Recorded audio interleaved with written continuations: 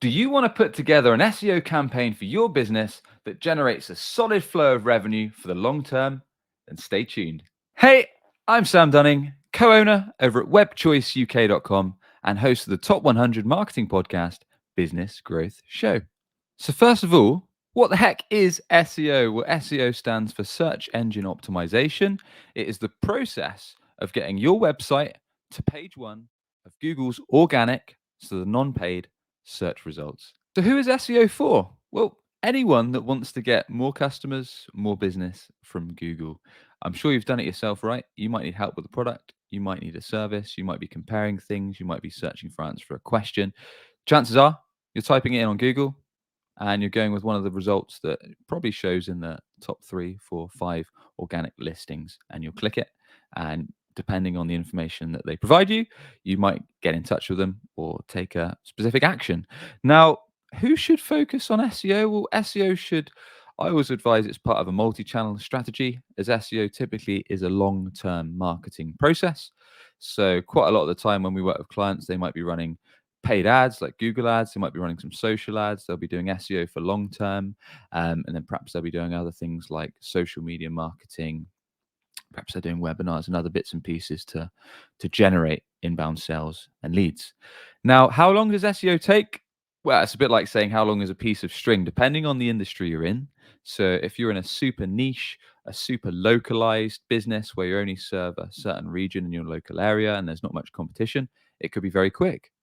However, if you're in perhaps a national company or you operate internationally, perhaps your products are very, very competitive. So there's a lot of competition in the market. Then you could be talking months or even years to get your main focus keywords to page one. But with that said, let's dive into the nuts and bolts and let's dive into the strategy of how to actually win with SEO. If you're building a house, you wouldn't try and put up the doors, the windows, all the brick walls before you had a solid foundation in place to build upon. And SEO is much the same. You need a solid foundation. So before you start trying to build links or buy sponsored content posts or start distributing content or all that good stuff, you need a solid foundation. And in this case, that means solid keyword research. So understanding the search terms that you want to be page one of Google's organic search results for, and we want to link them to revenue. We want to link them to products or services you actually want to be selling. So some tools to consider are Google Keyword Planner, Ahrefs, SEMrush, or Neil Patel's tool Ubersuggest. There's a bunch of others, but these are great for doing things like checking the competitiveness of search terms, how much traffic volume they get each week, month, checking out your competitors, your competition, so looking at reference sites and the search terms they're going after, checking your current status, so seeing where your website ranks now for specific search terms, or if any. And then from there, you want to think about a few things. So, usually, depending on the size of your business and the amount of resources that you've got in house or that your marketing team has got, you need to think about how many search terms you're going to target. For example, at WebChoice, our plans start at 10 keywords and 10 search terms. So, that's probably a sound idea for a small company. Likewise, if you're an enterprise company with 100 plus staff, then you're probably looking at 100 plus search terms. So, depending on the size of the company, think about that. Now, once you've sorted that, you want to do a mix of competitive search terms, what are called short tail keywords that we'll get into in a sec, which might take several months to rank for, kind of medium term search terms, which again could be kind of several months to rank for, and shorter term keywords, which are usually what's called longer tail keywords, which could just take a few months. Now, in terms of let's do a bit of breakdown. Let's say you provide CRM solutions, maybe you provide CRM for small business. So keywords like CRM company, CRM agency, CRM provider are going to be extremely competitive with hundreds, if not thousands, of people all trying to get the top spot on Google. So you might want to look at things like CRM for small business or small business CRM. Even still, they're going to be very, very competitive. So those might be some of the long-term goals and some of the keywords you decide for the next 6, 12, 18 months. In the middle, you might want to be thinking about kind of comparing base keywords. So perhaps people have heard of your brand and maybe they're comparing CRMs. Maybe they're comparing Zoho versus yours or HubSpot versus your company name. Or maybe they're looking at things like 10 top tips to find the best CRM provider. Those kind of educational, midway through the sales funnel search terms you could think about. And then likewise at the really longer tail keywords, so people that perhaps haven't heard of your company that are doing initial research, things like top things to consider before investing in CRM, or how to find a CRM company that's the best fit for you, or those kind of search terms. And some good ideas to think about these are perhaps there's common questions that your sales team get on calls when speaking to prospects or customers around your services, i.e., how do you do X, or best ways to fix Y, or how to resolve Z, or top ways to do X. So those kind of things, if there's common questions that your sales reps get, you can again incorporate those in your shorter term, what's called longer tail keywords. Now, once you've considered all of those options and thought about kind of long term, mid term, short term, top of the funnel searches, so people that are early in the stage, midway through, and bottom of the sales funnel, people that have got high intent and ready to buy, and you've done a mixture of those, you've researched using tools like SEMrush, Ahrefs, Ubersuggest, Google Keyword Planner to find out the data behind them, make sure they've got enough search volume. Don't always be distracted by the amount of search volume they've got, though, because some that are really high intent can not always have the masses of search volume that others do. And likewise, have a look at what your competition's doing, get some ideas from them, but not necessarily copy them. Once you have chosen your keywords that you want to go ahead with for your business, then comes the on-site work. So on-site SEO can be split into two main parts: technical and content. So looking at technical first, Google recently, at the time of recording this, rolled out a update called Core Web Vitals. So they take a big emphasis on things like mobile first design, making sure your website works super well on mobile. It gives people a great experience on mobile, tablet, and PC. It's easy to navigate around, and it's just has a good interface, isn't confusing, and is easy to find exactly what you're looking for in minimal time possible. Making sure your page loads nice and fast. So if you haven't yet, check your page speed on Google PageSpeed Insights, and you can get a quick idea of how quick your site is. You want it really 1 second or less on mobile and PC. And Google PageSpeed Insights will also give you actionable tips if your site is a bit slow on what you need to look at. So then technically you need to think about things like Google wants your site to be as informative and helpful to people as possible. So with your chosen keywords, there's no point trying to stuff them all into a homepage or a one-page website, as that's just going to give people a poor experience and not help your ranking at all.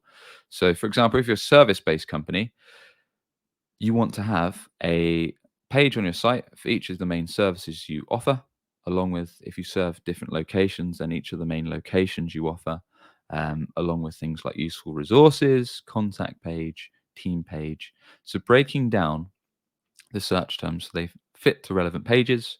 So each page is technically sound in terms of things like your meta title and your meta description. So that's when you do a Google search and you see the listing. Each listing has got a title and a description of the listing. That's the meta title and description. Your page titles, so what you see in your tab at the top that describes the page. The heading tags. So when you go on a page, you've got a range of title tags. The intro of the page. Things like image alt tags, essentially reviewing all the site from a navigation standpoint, speed standpoint, user experience, and structure standpoint, and making sure it's all technically sound, it's aligned with the search terms you're targeting, and also follows best practices in terms of user experience, user interface, mobile views, and page speed. There's a fair bit to it, but that's in a nutshell. Now, once you've sorted that, you want to look at the content side of things. So Google loves fresh, relevant, informative, detailed content. So looking at your website not just as a shop window, even if it is an online store, but also as a useful resource. So it can help educate and inform people around your industry, to get them trained up on it, help them learn something new. So you become a trusted resource and they trust in you to recommend you and also buy from you or get in touch with you. So you'll have a bunch of keywords that you're targeting from your research stage. We want to make sure that those keywords link through to relevant pages. And we want to make sure the content on each page is as helpful as possible. So if you have a service or product page, perhaps that's got some written copy. Perhaps if you're on a service page, it's got some photos. Maybe it's got a useful guide. Maybe there is an infographic explaining how it works. Maybe you've got resources section on your site with podcasts, with blog articles. Maybe blog articles cover common customers' questions. So making sure your website's methodical, easy to navigate, the content is as informative and helpful as possible. One tip you can do is you can check out your competitors, especially the ones using the tools I mentioned earlier for keyword research. See what pages they're ranking for now. Get ideas from their page, and then make your web pages, your detail pages, even more helpful, informative. If they've done a video, make one that's more comprehensive. Likewise, infographics. Um, just one up them in every aspect possible to make your site the go-to for your industry. Next up is the off-site SEO. So we've discussed building a solid foundation through your keywords, through your technical and your content side of things on your website. Now comes the off-site part. So doing things off the site to rise those rankings up on Google and get your main search terms up towards page one to increase your all important web traffic, increase your brand visibility, and increase your sales revenue or your inbound sales leads. So it doesn't mean that on-site's over, because you always want to be thinking about adding fresh content, whether that's articles, whether that's videos, infographics, new pages, just making your website a useful resource no matter what part of the sales funnel or process people are at, whether they're ready to buy or still considering options. So in terms of offsite SEO, as an example, with Web Choice, with our 10 search term plan, we might do things like create 5 unique articles each month. Perhaps one of those goes on the website as a blog post. Perhaps the others get distributed onto article submission sites, whether that is things like a WordPress blog, whether that's a guest post that's relevant that we found in the industry that's talking about the topics we talk about, whether that is on sites that allow article submissions. And then each article that we put together will have a backlink linked to one of our relevant keywords back to our website on the relevant page. These articles will be as detailed, as informative, as useful on the chosen topic relevant to a search term as possible. Other things that we do are, as well as creating articles, distributing them on relevant sites in the industry and building links, we'll be looking at things like creating infographics, so detailed images that break down certain processes in the relevant business.